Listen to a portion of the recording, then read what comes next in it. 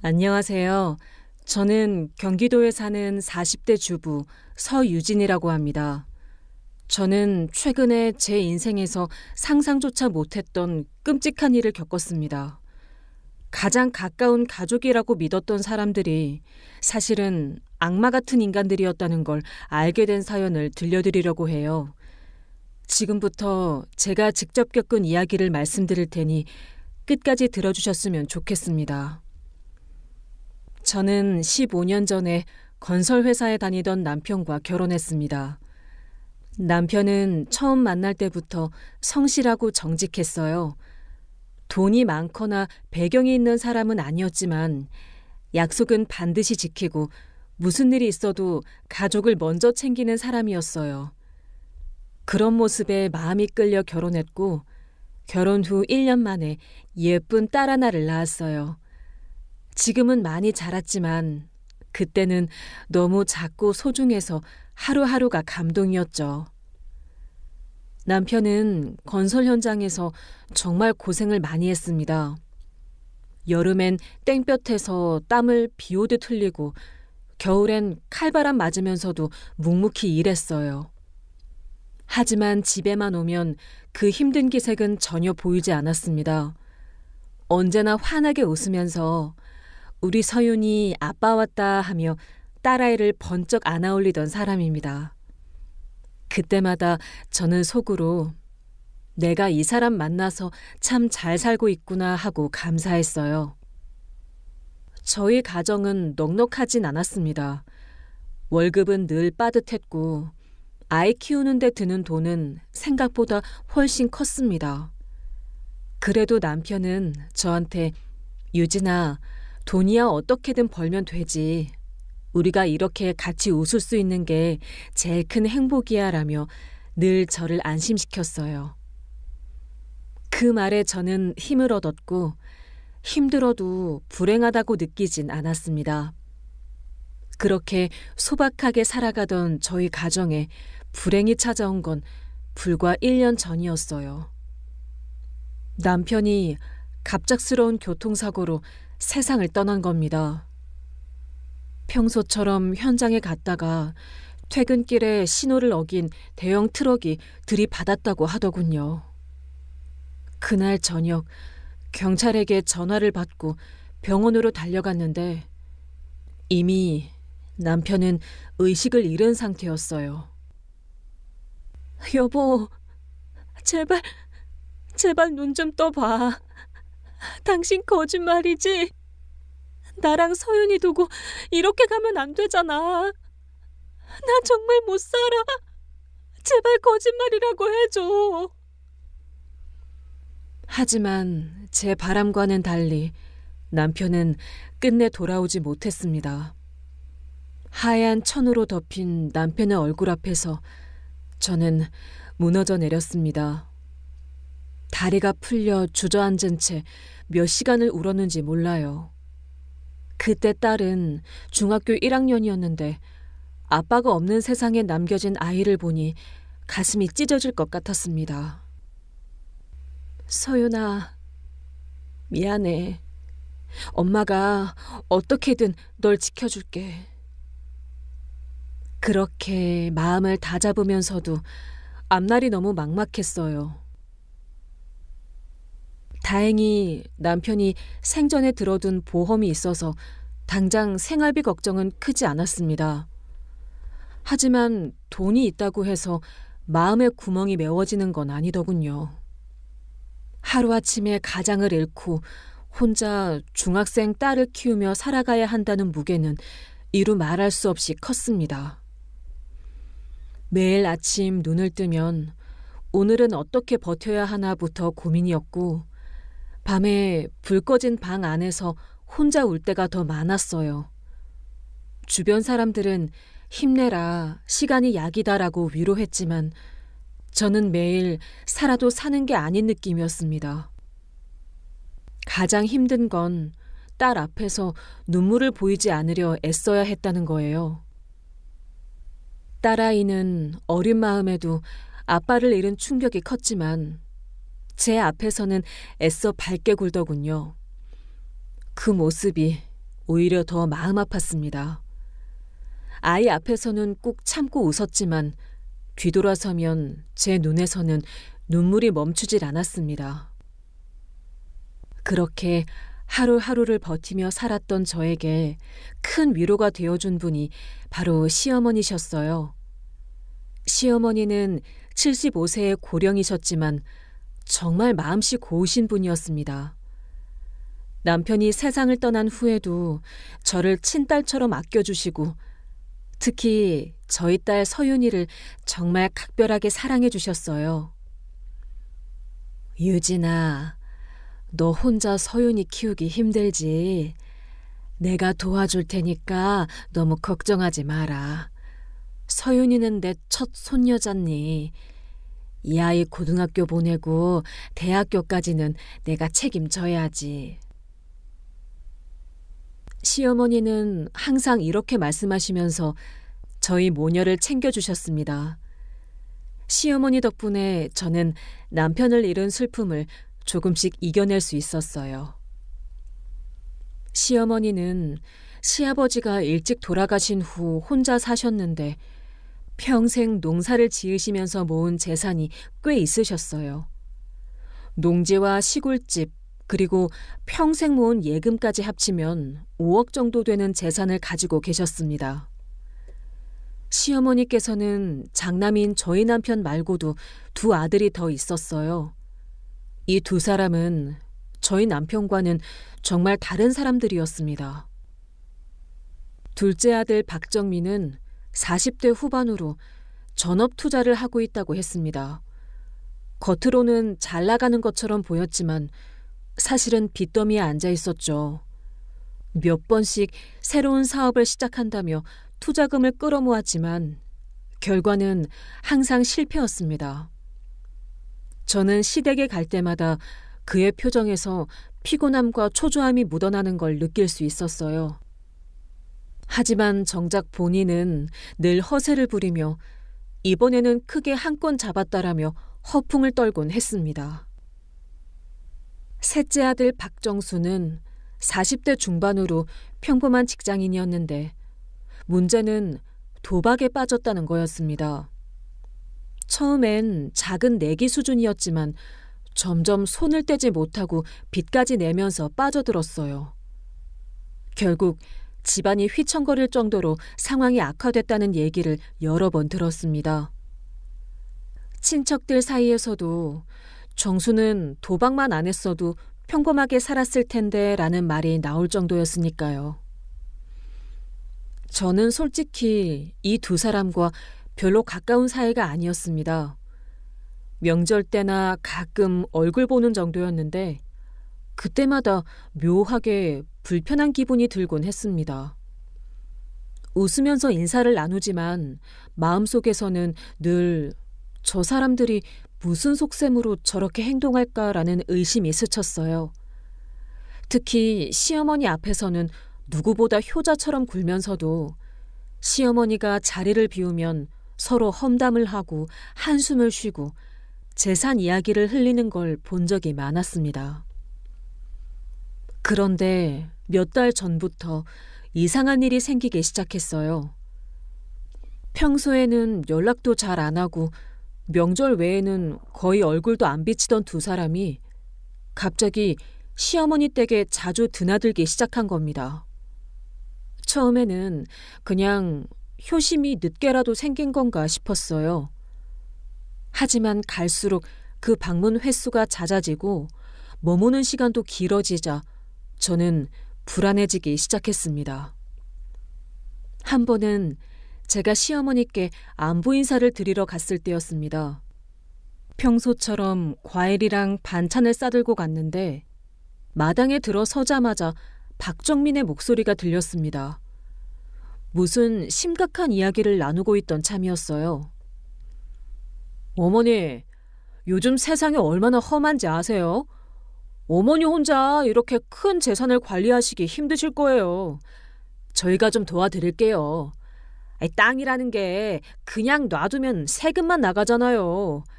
저희가 알아서 굴리면 훨씬 나을 거예요. 정민아, 내가 아직은 멀쩡하니까 내 재산은 내가 알아서 할게. 너는 네 일이나 신경 써. 사업이 잘 안 된다고 들었는데 괜찮니? 아, 어머니, 사업은 제가 알아서 할게요. 그런데 정말 어머니 재산 관리는 저희한테 맡기세요. 형수도 있으니까 셋이서 의논해서 하면 더 안전하잖아요. 괜히 혼자 안고 계시다가 힘만 드세요. 그 대화를 우연히 들은 저는 순간 가슴이 철렁 내려앉았습니다. 평소에는 시어머니께 관심도 없던 박정민이 갑자기 재산 이야기를 꺼내는 게 수상했거든요.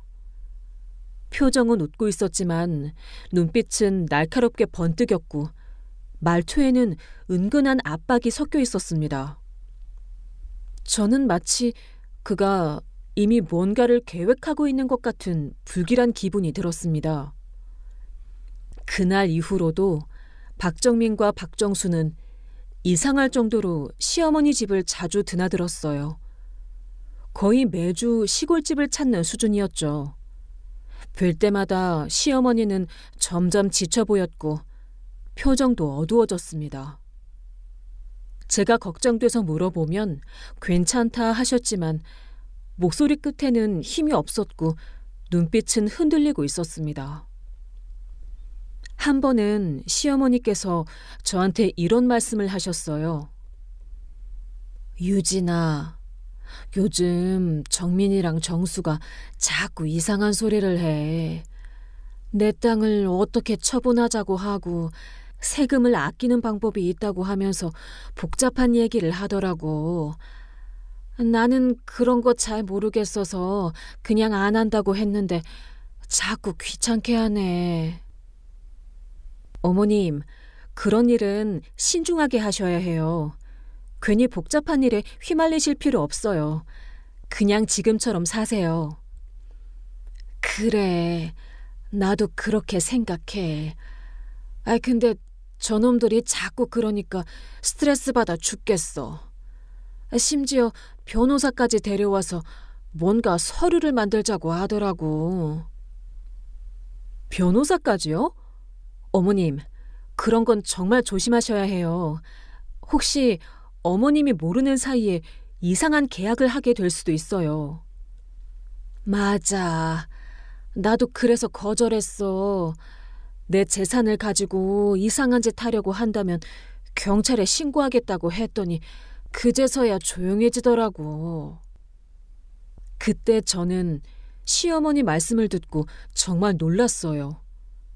박정민과 박정수가 시어머니 재산을 노리고 뭔가 불법적인 일을 꾸미고 있는 것 같았거든요. 저는 그때 이미 느꼈습니다. 뭔가 잘못 돌아가고 있다는 걸요. 그런데 그로부터 며칠 후 정말 상상도 못한 일이 벌어졌습니다. 어느 날 새벽 박정수한테서 다급한 전화가 왔어요. 형수, 큰일 났어요. 어머니가 갑자기 쓰러지셨어요. 지금 병원으로 가고 있는데 형수도 빨리 와주세요. 저는 깜짝 놀라서 소연이를 데리고 급히 병원으로 달려갔습니다. 그런데 병원에 도착하니 이미 시어머니는 세상을 떠나신 후였어요. 갑작스런 심장마비로 돌아가셨다고 했습니다. 저는 너무 충격을 받아서 그 자리에서 주저앉고 말았어요. 어머님, 어머님! 이럴 수가 있나요? 어제까지만 해도 멀쩡하셨는데. 그런데 이상한 게 박정민과 박정수는 제가 생각했던 것만큼 슬퍼하지 않더라고요. 오히려 뭔가 급하게 처리해야 할 일이 있다는 듯이 바빠 보였어요. 형수, 슬픈 건 알겠지만 지금 해야 할 일이 많아요. 장례 준비도 해야 하고 여러 가지 절차도 밟아야 하거든요. 맞아요, 형수. 그리고 상속 문제는 저희끼리 알아서 처리할 테니까 형수는 신경 쓰지 마세요. 저는 그 말을 듣고 기분이 이상했어요. 시어머니가 돌아가신 지 몇 시간도 안 됐는데 벌써 상속 이야기를 꺼내는 게 너무 섭섭했거든요. 그리고 장례 준비 과정에서도 이상한 점들이 많았어요. 평소에 저희 집안은 3일장을 치르는 게 관례였는데 박정민과 박정수는 하루 만에 화장해서 장례를 끝내자고 하더라고요. 요즘 세상에 3일장이 어디 있어요. 비용도 많이 들고 사람들 피곤하게 하기만 해요. 그냥 간단하게 하루 만에 끝내는 게 어머니 뜻에도 맞을 거예요. 그래도 너무 급작스럽지 않나요? 시어머니와 친하셨던 동네 분들한테 연락은 드려야죠. 당연히 연락 드려야죠. 저희가 다 알아서 할게요. 실제로 동네 분들께는 연락이 갔고 장례식 당일에도 여러분들이 오셨어요. 하지만 오신 분들마다 같은 말씀을 하시더라고요. 유진아, 순자가 어떻게 이렇게 갑자기 갔니? 어제까지만 해도 나랑 얘기할 땐 멀쩡했는데. 순자 언니가 평소에 건강하셨는데 심장마비라니 너무 갑작스럽구나. 아침에도 마당에서 빨래 널고 계시는 거 봤는데 그날 저녁에 갑자기 그렇게 되셨다고? 정말 사람 이름 모르는 거네요. 사람들이 이렇게 말할 때마다 박정민과 박정수는 뭔가 불편해하는 기색이 역력했어요. 저도 동네 분들 말씀이 맞다고 생각했어요. 시어머니는 75세의 고령이셨지만 평소에 정말 건강하셨거든요. 그런데 이상한 건 박정민과 박정수가 사람들이 이런 얘기를 할 때마다 화제를 다른 곳으로 돌리려고 했다는 거예요. 네, 저희도 너무 갑작스러워서 아직 믿어지지 않아요. 그런데 어머니께서 평소에 간단하게 장례를 치르라고 하셨거든요. 맞아요. 어머니가 번거로운 거 정말 싫어하셨잖아요. 장례식이 끝나고 며칠 후 시어머니와 가장 친하셨던 김옥순 할머니께서 따로 저를 불러서 이런 말씀을 하시더라고요. 유진아, 나는 시어머니하고 50년 넘게 이웃으로 살았는데 뭔가 이상해. 시어머니가 그렇게 갑자기 갈 사람이 아니었어. 며칠 전까지만 해도 나한테 정민이 정수 때문에 스트레스 받는다고 하더니 그런데 하루 만에 화장해버리는 것도 이상하고. 할머니, 그런 말씀 마세요. 그래도 가족들이 결정한 일인데. 아니야, 유진아. 순자가 평소에 나 죽으면 고향산에 묻어달라고 했거든. 그런데 갑자기 화장이라니 뭔가 석연치 않아. 저는 김옥순 할머니 말씀을 듣고 더욱 이상하다는 생각이 들었어요. 시어머니는 정말로 평소에 나중에 시골산에 묻어달라고 말씀하셨거든요. 그리고 장례식 당일에도 이상한 일들이 많았어요. 박정민과 박정수가 시어머니 방에서 뭔가를 찾고 있더라고요. 뭘 찾으시는 거예요? 제가 도와드릴까요? 아, 어머니 통장이랑 인감 같은 거 찾고 있어요. 여러 절차 때문에 필요하거든요. 형수는 신경 쓰지 마세요. 저희가 다 알아서 할게요. 그런데 두 사람이 시어머니 방을 뒤지는 모습이 너무 급해 보였어요. 마치 뭔가 중요한 걸 찾아야 한다는 듯이 말이에요. 저는 그 모습을 보면서 정말 기분이 나빠졌습니다. 시어머니가 돌아가신 지 하루도 안 됐는데 벌써 재산에만 관심을 보이는 게 너무 섭섭했거든요.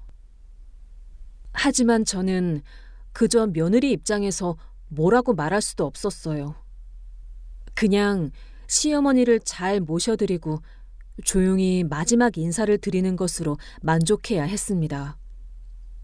그런데 장례식이 끝나고 집으로 돌아오는 길에 서윤이가 저한테 이렇게 말하더라고요. 엄마, 할머니 장례식이 너무 이상했어. 할머니를 정말 좋아했던 동네 할머니들은 다들 이상하다고 하셨고, 삼촌들은 슬퍼하는 것 같지도 않았어. 서윤아, 그런 말 하는 거 아니야. 사람마다 슬픔을 표현하는 방식이 다른 거야. 그래도 뭔가 이상해. 할머니가 그렇게 갑자기 돌아가실 분 같지 않았는데? 중학생인 서윤이도 뭔가 이상하다고 느낄 정도였으니 제가 느낀 불안감이 그냥 기분 탓만은 아니었던 것 같아요. 그날 밤 저는 잠을 이루지 못했습니다. 시어머니에 대한 그리움과 함께 뭔가 석연치 않은 기분이 계속 들었거든요. 하지만 그때까지만 해도 저는 몰랐어요. 이 모든 게 단순한 의심이 아니라 정말로 끔찍한 진실이 숨어 있다는 것을 말이에요. 그리고 그 진실이 바로 그날 밤 제 앞에 나타날 줄은 꿈에도 생각하지 못했습니다. 밤 11시쯤이었을 거예요. 서윤이는 방에서 숙제를 하고 있었고 저는 거실에서 TV를 보면서도 계속 시어머니 생각에 잠겨 있었습니다. 그런데 갑자기 현관문을 두드리는 소리가 들렸어요. 이렇게 늦은 시간에 누가 올까 싶어서 인터폰을 확인했는데 화면이 깜깜해서 아무것도 보이지 않더라고요. 누구세요? 하지만 대답이 없었어요. 그래서 그냥 잘못 눌렀나 보다 하고 다시 TV를 보고 있는데 또 똑똑 소리가 나는 거예요. 이번에는 문 앞까지 가서 물어봤습니다. 누구세요? 이렇게 늦은 시간에. 그때 문 너머로 들려온 목소리에 저는 심장이 멎는 줄 알았어요. 유진아, 나야. 문 좀 열어줘.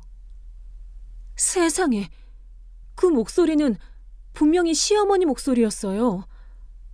저는 너무 놀라서 문에 등을 기대고 주저앉을 뻔했습니다.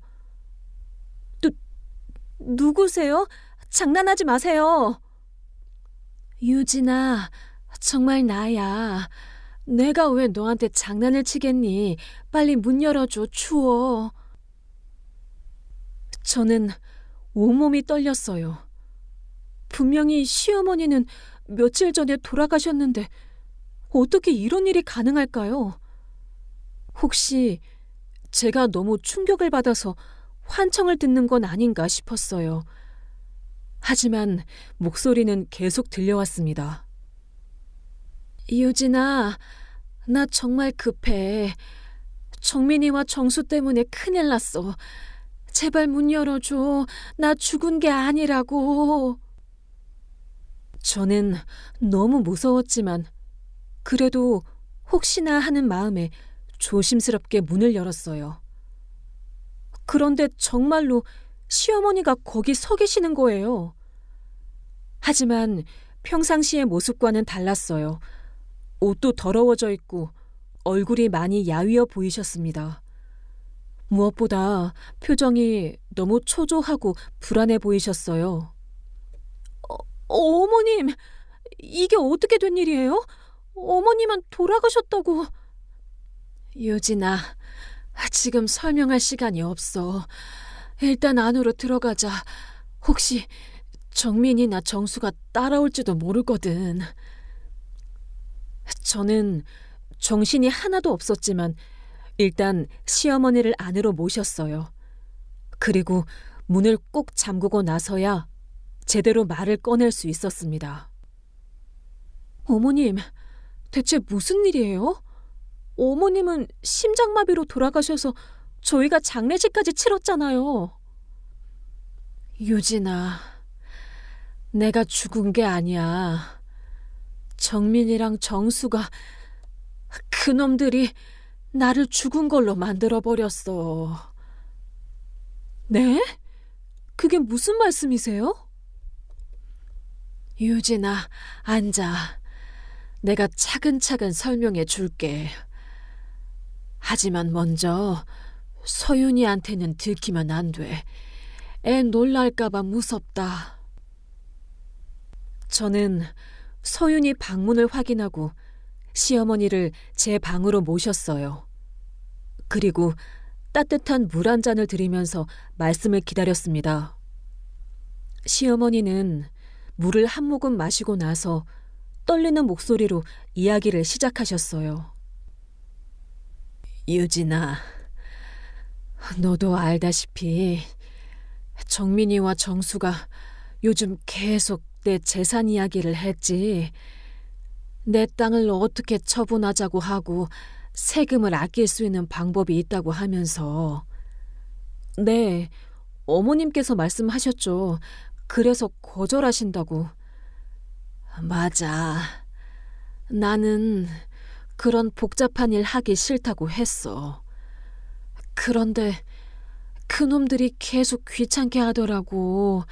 나중에는 협박까지 하면서 말이야. 협박이요? 정민이가 그러더라고.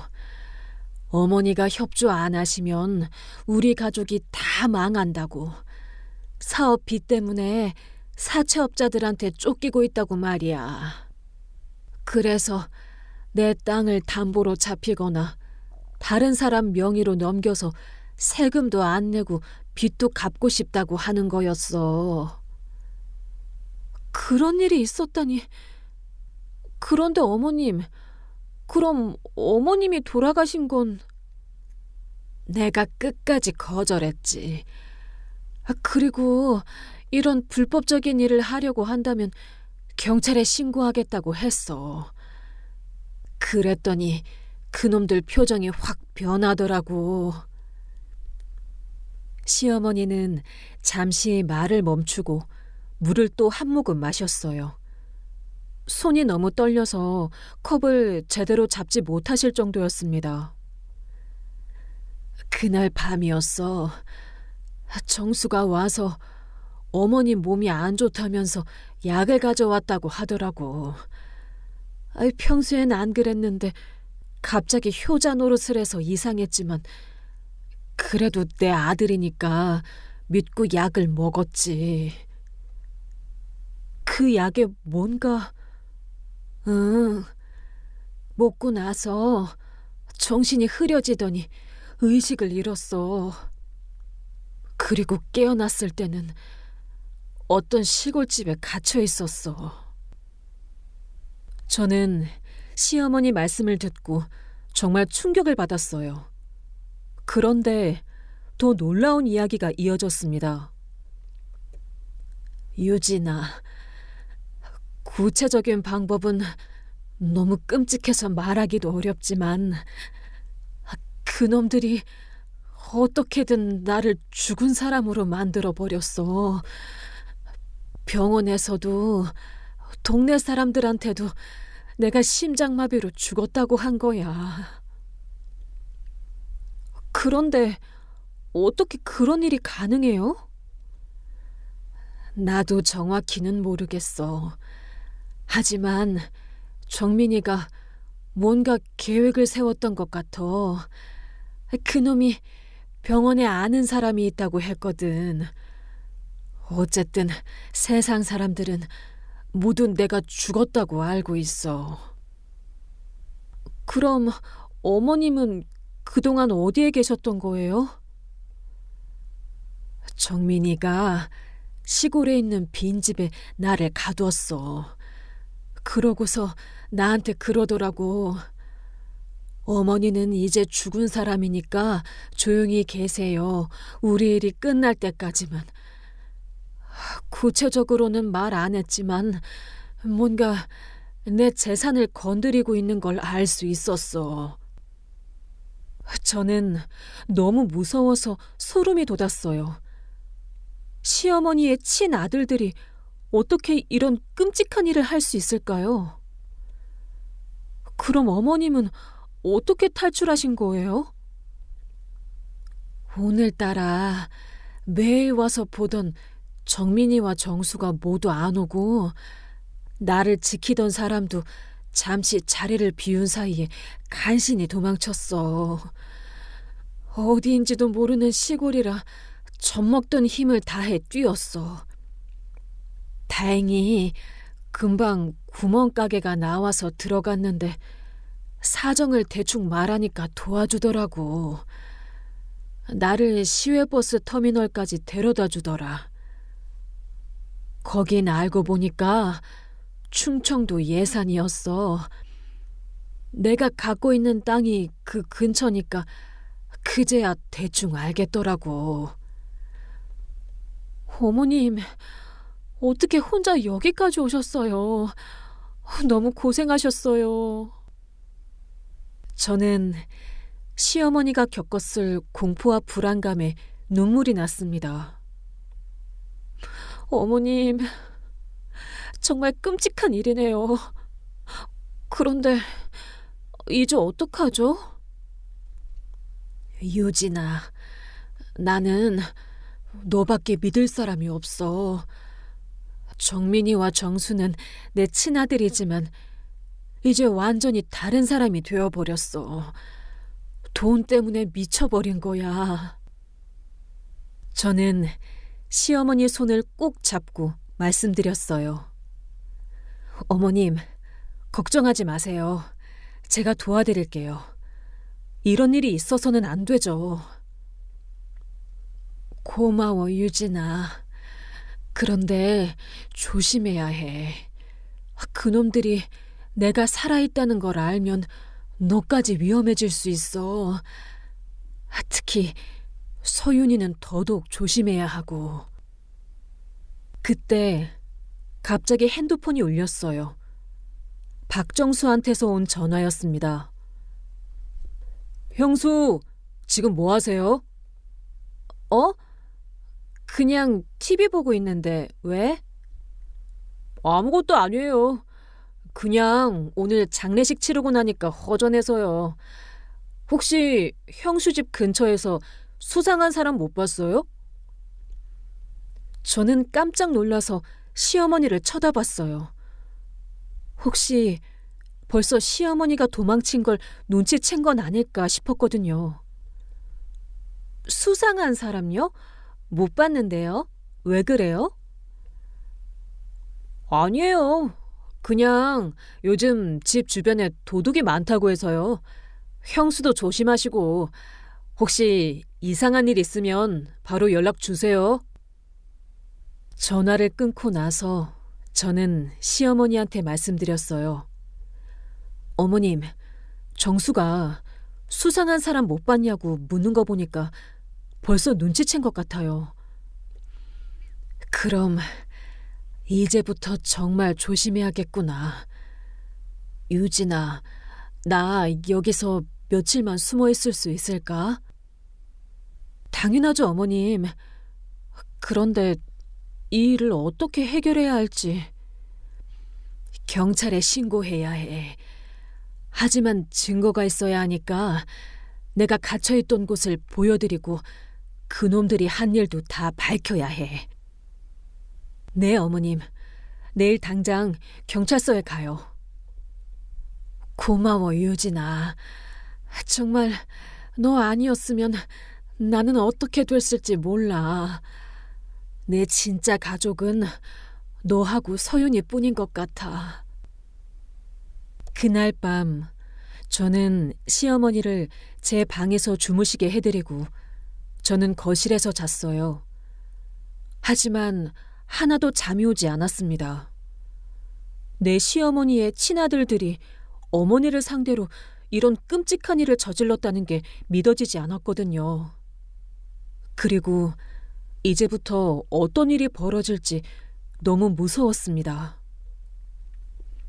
하지만 한 가지는 확실했어요. 저는 시어머니를 끝까지 도와드릴 거라는 것이었습니다. 다음 날 아침 저는 서윤이를 학교에 보내고 시어머니와 함께 경찰서에 가려고 준비하고 있었어요. 시어머니는 밤새 많이 지쳐 보이셨지만 그래도 이 일을 해결하겠다는 의지는 확고하셨습니다. 유진아, 내가 감금되어 있던 곳 주소를 정확히 기억하고 있어. 그리고 내 도장과 통장을 가져간 것도 확실해. 이걸 경찰한테 말하면 수사를 시작할 수 있을 거야. 네, 어머님. 그런데 혹시 증거 같은 거 더 있을까요? 그놈들이 부인하면. 걱정 마. 내가 미리 녹음기를 준비해 뒀거든. 시어머니는 작은 녹음기를 꺼내 보이셨어요.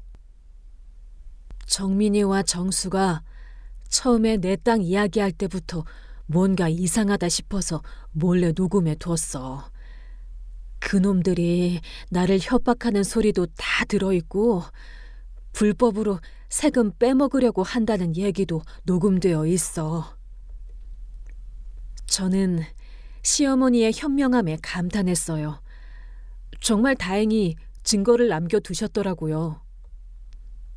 그런데 경찰서에 가기 직전 갑자기 집 앞에 검은색 승용차 한 대가 멈춰 서더니 박정민과 박정수가 내렸어요.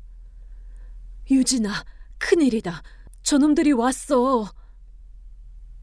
저는 급히 시어머니를 안방으로 피하게 하고 최대한 평정심을 유지하며 문을 열었습니다. 어머나, 이렇게 아침 일찍 웬일이세요?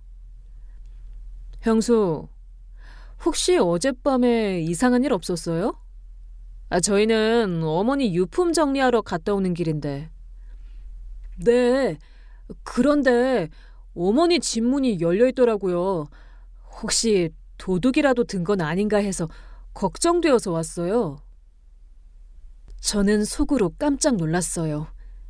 시어머니가 탈출할 때 문을 제대로 못 잠근 모양이었어요. 아, 그래요? 저는 별일 없었는데요. 그런데 유품 정리는 왜 이렇게 빨리? 아, 어머니가 생전에 유품 관리를 잘해달라고 하셔서요. 형수도 시간 되시면 같이 가실래요? 저는 뭔가 이상하다는 생각이 들었어요. 평소에 시어머니한테 관심도 없던 사람들이 갑자기 유품 정리라니. 저는 오늘 일이 있어서요. 다음에 갈게요. 그럼 형수 혹시 집에 혼자 계세요? 서윤이는요? 서윤이는 학교 갔어요. 저는 곧 나갈 예정이고요. 그럼 저희가 잠깐만 들어가서 쉬었다가 가면 안 될까요? 차도 오래 운전해서 피곤하고. 저는 절대 안 된다고 생각했어요. 시어머니가 안방에 숨어 계시는데 이 사람들을 들여보낼 수 없었거든요. 죄송한데 저도 곧 나가야 해서 다음에 오세요. 그때 박정민의 표정이 순간 변하는 것을 봤어요. 뭔가 의심스럽다는 듯한 눈빛이었어요.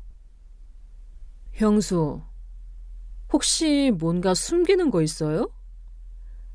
숨기는 게 뭐가 있겠어요. 그냥 오늘 바빠서 그래요. 형수, 저희가 어젯밤에 어머니 집 확인하러 갔을 때 뭔가 이상했거든요. 뭔가 아시는 게 있을까요? 저는 심장이 쿵쾅거렸어요.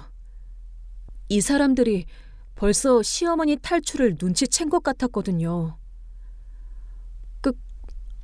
그건 저도 모르는 일인데요.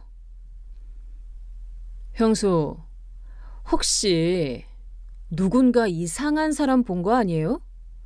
어젯밤에 우리가 전화했을 때도 목소리가 좀 이상했는데.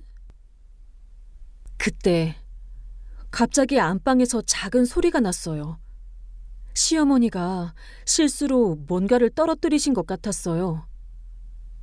형수, 지금 집에 누가 더 있어요? 무슨 소리가 나는 것 같은데요? 아니요. 저는 못 들었는데 무슨 소리 났어요? 형수, 저희가 확인 좀 해볼게요. 박정민이 갑자기 안방 쪽으로 걸어가기 시작했어요. 저는 급히 앞을 막아섰습니다. 안 돼요. 거긴 제 사생활 공간이라고요. 형수, 왜 이렇게 예민하게 반응해요? 뭔가 숨기는 거 맞죠? 저는 더 이상 숨길 수 없다고 생각했어요. 그리고 시어머니도 이미 들켰다고 생각하시는 것 같았습니다. 정민아, 정수야, 너희들 정말로 그렇게 나올 거니? 안방문이 열리면서 시어머니가 나오셨어요. 박정민과 박정수는 시어머니를 보고 얼굴이 하얗게 변했어요. 어머니, 어머니가 어떻게... 이게 어떻게 된 일이죠? 어머니는 돌아가셨는데. 너희들이 나를 죽은 걸로 만들어 놓고 그런 소리를 하니? 정민아, 정수야, 너희들이 한 짓을 내가 다 알고 있어. 박정민은 잠시 당황했지만 곧 태도를 바꿨어요. 어머니, 무슨 소리세요? 저희가 뭘 했다는 거예요? 어머니가 심장마비로 돌아가셔서 저희가 얼마나 슬펐는데. 그만해. 너희들이 나를 어디에 가뒀는지, 내 도장으로 뭘 했는지 다 기억하고 있어. 그리고 증거도 있고. 증거요? 어머니가 무슨 증거를 갖고 계신다는 거예요? 시어머니는 녹음기를 꺼내들었어요. 이 안에 너희들이 나를 협박하고 불법적인 일 꾸미는 소리가 다 들어있어. 이제 경찰에 가서 신고할 거야. 박정민과 박정수의 얼굴이 점점 어두워졌어요. 어머니, 그 녹음기 이리 주세요. 안 줘. 이건 내가 살기 위한 마지막 증거야. 어머니, 저희가 어머니를 어떻게 하려고 한 게 아니에요. 그냥 가족끼리 조용히 해결해요. 조용히 해결? 너희가 나를 감금하고 내 재산을 빼돌리려고 했는데? 그때 박정민이 갑자기 큰 소리로 외쳤어요. 어머니, 저희가 어쩔 수 없었어요. 사업이 망해서 사채업자들한테 쫓기고 있었거든요. 어머니 땅 어머니 명의로 세금 아끼고 담보로도 써야 했어요. 맞아요, 어머니. 저도 도박비 때문에 죽을 뻔했어요. 어머니가 도와주지 않으면 저희 가족이 다 망하는 거라고요. 그래서 너희 어미를 감금하고 죽은 걸로 만든다고? 이게 사람이 할 짓이냐? 어머니, 저희는 어머니를 정말 해치려던 게 아니었어요. 그냥 일이 정리될 때까지만. 거짓말 하지 마. 너희가 나한테 뭐라고 했는지 기억 안 나니? 우리 일이 끝나면 그때는 이렇게 협박했잖아. 저는 이 광경을 보면서 정말 끔찍하다는 생각이 들었어요. 친아들들이 어머니 앞에서 이런 변명을 하다니. 형수도 이해해 주세요. 저희가 정말 어쩔 수 없는 상황이었어요. 이해하라고요? 시어머니를 감금하고 재산을 훔치려던 걸 이해하라고요? 형수, 저희도 가족이잖아요. 가족끼리 이렇게 할 필요 없지 않아요? 가족? 너희가 나한테 한 짓이 가족이 할 일이야? 이제 너희는 내 자식이 아니야. 그때 박정민이 갑자기 시어머니한테 다가가서 녹음기를 빼앗으려고 했어요. 어머니, 그거 주세요. 안 줘. 두 사람이 실랑이를 벌이는 사이에 녹음기가 바닥에 떨어졌어요. 저는 급히 그걸 주워서 제 품에 감췄습니다. 형수, 어머니 재산은 손대지 않을게요. 그러니까 이 일은 그냥 넘어가 주세요. 넘어가? 너희가 나한테 한 짓을 그냥 넘어가라고? 절대 안 돼. 당장 경찰서에 갈 거다. 박정민의 표정이 갑자기 차가워졌어요. 그럼 어머니가 정말 경찰서에 가실 거예요? 당연하지. 당장 갈 거야.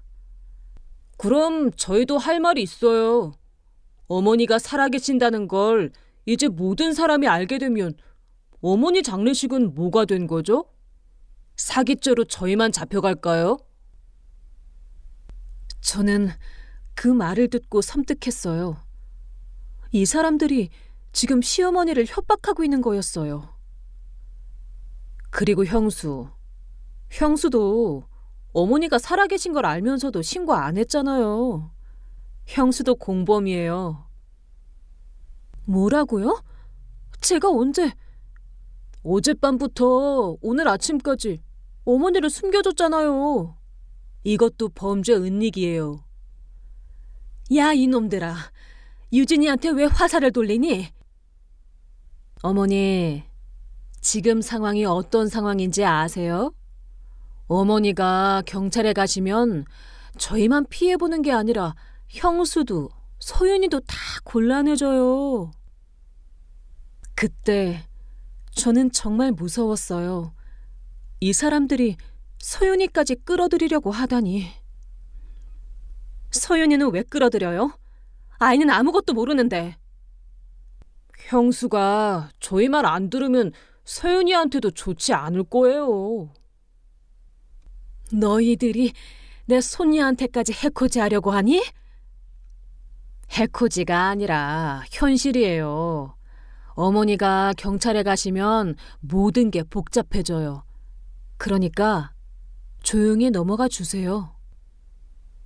하지만 시어머니는 굴복하지 않으셨어요. 안 돼. 나는 끝까지 갈 거야. 너희들이 한 짓은 용서받을 수 없어. 박정민과 박정수는 서로 눈빛을 주고받더니 갑자기 문 쪽으로 향했어요. 어머니, 형수, 잘 생각해 보세요. 저희한테도 준비된 게 있어요. 내일까지 시간 드릴게요. 그때까지 결정하시고 연락 주세요. 두 사람이 나간 후 저와 시어머니는 한동안 말이 없었어요. 상황이 생각보다 복잡해진 거였어요. 유진아, 미안해. 너까지 이런 일에 휘말리게 해서. 어머님, 그런 말씀 마세요.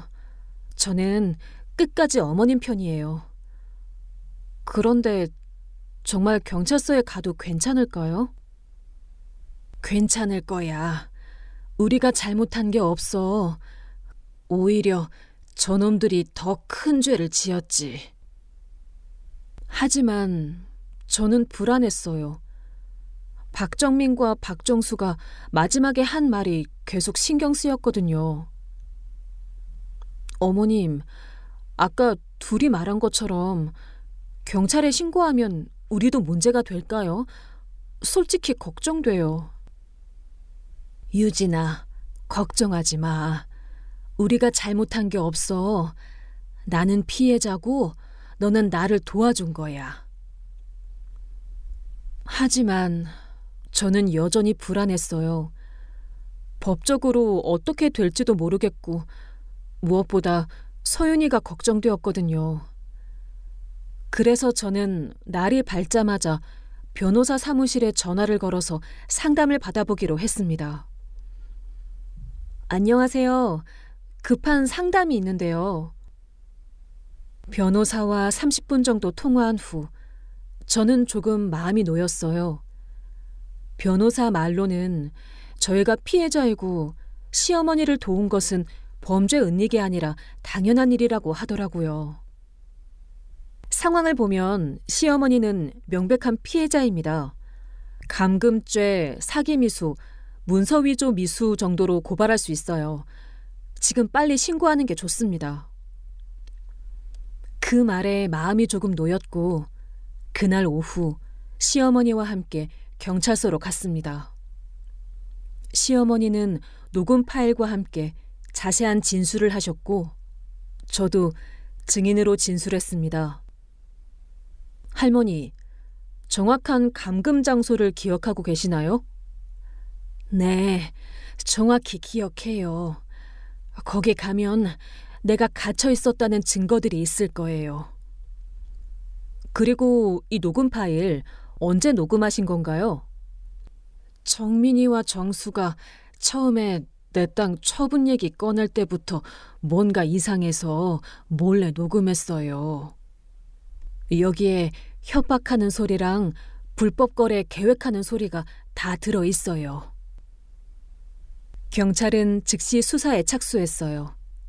그날 오후에 시어머니가 감금되어 있던 시골집을 수색했고 정말로 시어머니가 있었던 흔적들이 발견되었다고 하더라고요.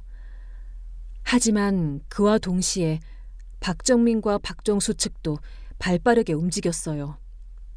그리고 변호사를 앞세워 저희를 허위 신고와 명예훼손으로 역고소까지 했습니다.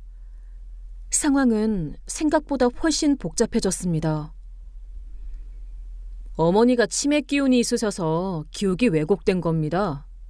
우리가 감금했다고요? 말도 안 됩니다. 형수님이 오히려 우리를 재산에서 몰아내려고 어머니를 부추긴 겁니다. 이건 상속 싸움일 뿐이에요.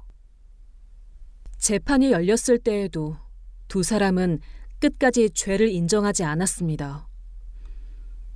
피고인들은 피해자를 단기간이나마 감금했고 사망을 위장해 재산을 차명으로 처리하려 했습니다. 사기 미수와 감금죄에 해당합니다. 실제 재산 피해는 발생하지 않았습니다. 단순히 준비 단계에 불과했고 어머니가 치매 증세로 착각하신 부분이 많습니다. 오히려 형수 쪽이 상속을 노리고 어머니를 조종한 정황이 있습니다. 피고인들은 억울합니다. 내가 언제부터 치매였다고 그래? 너희들이 날 가둔 게 사실이잖아. 경찰이 증거도 다 찾았다. 재판부는 양쪽 주장을 모두 검토했지만 결국 이렇게 판단했어요.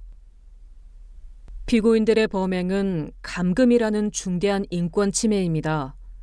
그러나 실제 재산 피해가 발생하지 않았고 감금 기간도 길지 않으며 계획 단계에서 중단되었습니다. 따라서 엄중한 형을 선고하기보다 재범 방지를 위한 조건부 형 집행유예가 적절하다고 판단합니다. 결국 박정민은 감금죄로 징역 1년 6개월, 집행유예 2년에 사기미수 벌금 500만 원을 선고받았고 박정수도 감금죄로 징역 1년, 집행유예 2년에 사기미수 벌금 300만 원을 선고받았습니다. 판결 후에도 그들은 끝까지 잘못을 인정하지 않았습니다. 우린 억울합니다. 단순히 빚 때문에 잠시 어머니를 모신 것뿐인데 감금이라니요. 어머니가 형수 말만 믿고 우리를 범죄자로 몰아갔습니다. 진실은 따로 있습니다.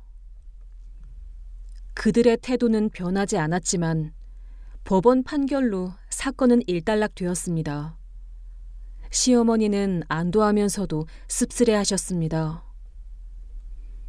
법이 이렇게밖에 안 되는구나. 그래도 진실은 밝혀졌으니 됐다. 하지만 자식들이 끝까지 뉘우치지 않는 건 참 마음 아프다. 저는 시어머니 손을 꼭 잡으며 말씀드렸습니다. 어머님, 중요한 건 어머님이 이제 자유로워지셨다는 거예요. 그리고 저희가 어머님 곁에 있으니까요. 유진아, 고마워. 너 아니었으면 나는 어떻게 됐을지 몰라. 어머님, 당연한 일을 한 거예요. 가족이잖아요. 그래, 이제 내 진짜 가족은 너하고 서윤이 뿐이야. 내 재산도 다 너희한테 물려줄 거야. 그 후 시어머니는 정식으로 유언장을 작성하셨어요. 재산의 대부분을 저와 서윤이에게 물려주신다는 내용이었어요. 하지만 저는 그런 것보다 시어머니가 건강하게 오래 사시는 게 더 중요했어요. 1년이 지난 지금 저희는 새로운 집으로 이사를 왔어요. 시어머니, 저, 그리고 서윤이가 함께 살고 있습니다. 할머니, 이번 중간고사 수학 90점 맞았어요. 우와, 우리 서윤이 정말 대단하다. 할머니가 용돈 더 줘야겠네. 감사해요, 할머니. 할머니가 있어서 정말 좋아요. 저는 그 모습을 보면서 정말 행복했어요. 비록 힘든 일을 겪었지만 오히려 더 끈끈한 가족이 된 것 같았거든요. 지금도 가끔 박정민과 박정수 가족들이 면회를 요청하지만 저희가 모두 거절하고 있어요. 시어머니는 이제 그 사람들과는 남남이라고 단호하게 말씀하세요. 대신 저희는 새로운 행복을 찾아가고 있습니다. 서윤이는 열심히 공부해서 좋은 고등학교에 진학을 희망하고 있고, 시어머니는 건강을 회복하셔서 동네 복지관에서 봉사활동도 하고 계세요. 유진아, 나는 이제 정말 행복해. 진짜 가족이 뭔지 알게 됐거든. 저도요, 어머님. 어머님이 계셔서 저희 모녀가 얼마나 든든한지 몰라요. 이렇게 저희는 새로운 삶을 시작했습니다. 혈연보다 더 소중한 건 진실한 마음이라는 걸 깨달았어요. 가끔 뉴스에서 가족 간의 재산 다툼이나 범죄 소식을 볼 때마다 저는 정말 안타깝다는 생각이 듭니다. 돈이 사람을 얼마나 무서운 존재로 바꿀 수 있는지 몸소 체험했거든요. 하지만 그 일을 통해서 진정한 가족의 의미를 알게 되었어요.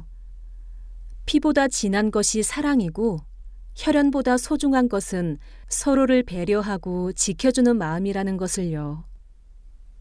지금 저희 집에는 웃음소리가 끊이지 않습니다.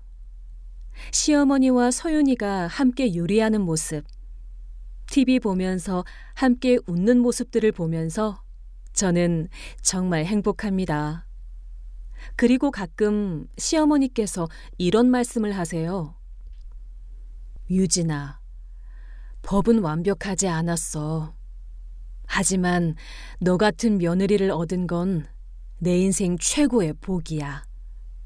내가 얼마나 운이 좋았는지 몰라. 너 같은 며느리를 만나서. 여러분, 만약 주변에서 도움이 필요한 사람을 보시면 주저하지 말고 도와주세요. 여러분의 작은 용기가 누군가의 인생을 구할 수도 있답니다. 그리고 가족이라는 이름으로 나쁜 일을 하려는 사람들을 만나면 절대 참지 마세요. 진짜 가족은 서로를 이용하지 않아요. 서로를 사랑하고 보호해주는 거예요. 저희 이야기가 여러분께 작은 교훈이 되었으면 좋겠습니다. 끝까지 들어주셔서 정말 감사합니다.